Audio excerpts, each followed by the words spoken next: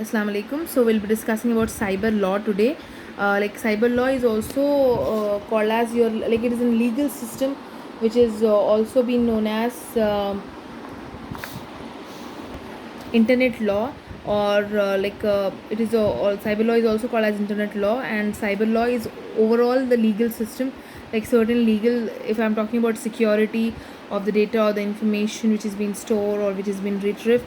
Again, the cyber law takes plays an important role nowadays, which is like helping a people to have a proper security towards their information by involving the legal system into it.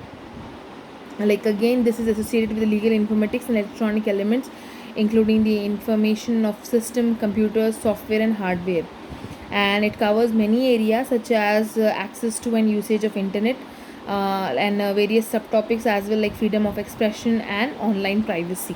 Okay, cyber law help you this the when we came up with the emergence of cyber law, it have helped a lot to have like freedom of expressions and online privacy towards the like information. Cyber law has also helped to reduce and prevent the people from cyber criminal activities. Like, we all know there are like many kind of cyber criminal activities, like leaking the information, making a wrong usage of photographs and like information of the person, which has been making a lot of issues or problems for the people, not only in India, overall the world. To prevent that, the cyber law came into existence, which had a lot of benefit for the people to protecting their information accessing from unauthorized person.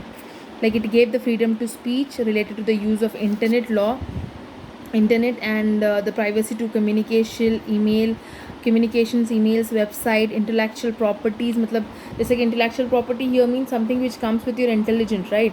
जो चीज़ आपके दिमाग से आप बना रहे हो, like for writing some book, writing some stories, or writing some articles based on certain topics. So in like this, cyber laws provide you a good benefits to, like, to save your intellectual properties also.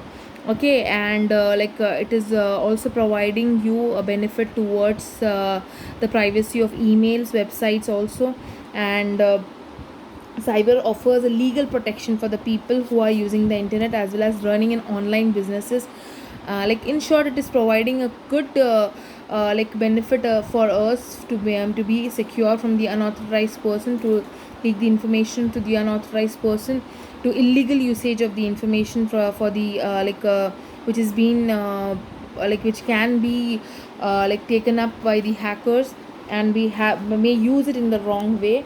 And the Computer Frauds Abuse Act was the first cyber law. Like, before, the cyber law was named as a Computer Fraud Law or Abuse Act, which was then converted to cyber law called as CFFA, which was being enacted in 1968. Cyber law came into existence in 1968, sorry, 1986. And this law was helpful in preventing a lot of cyber crimes and online frauds and unauthorized access of computers. It also provides a description of stages, like certain punishments are being enclosed into the law, and breaking, and the people who have breaking the for the people who have break the law and performing the illegal activities. Okay, so the cyber law, as I told you, this came into existence in 1986, which was first known as the Fraud Law or the Abuse Act. And after that, it got modified, and Amendment Act was made in 1986.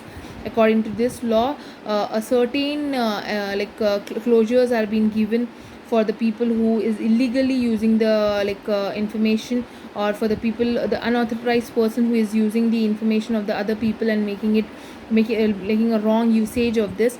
And to avoid that, like India, like all over the world, we came up with the cyber law, and we'll be discussing the few of the cyber security issues in India. Okay, so very first, coming cyber security issues in India. Like, we all know that according to the survey, India is the second largest online market worldwide after China, and usage of internet is more when compared to the other countries, and it stands second in the second position.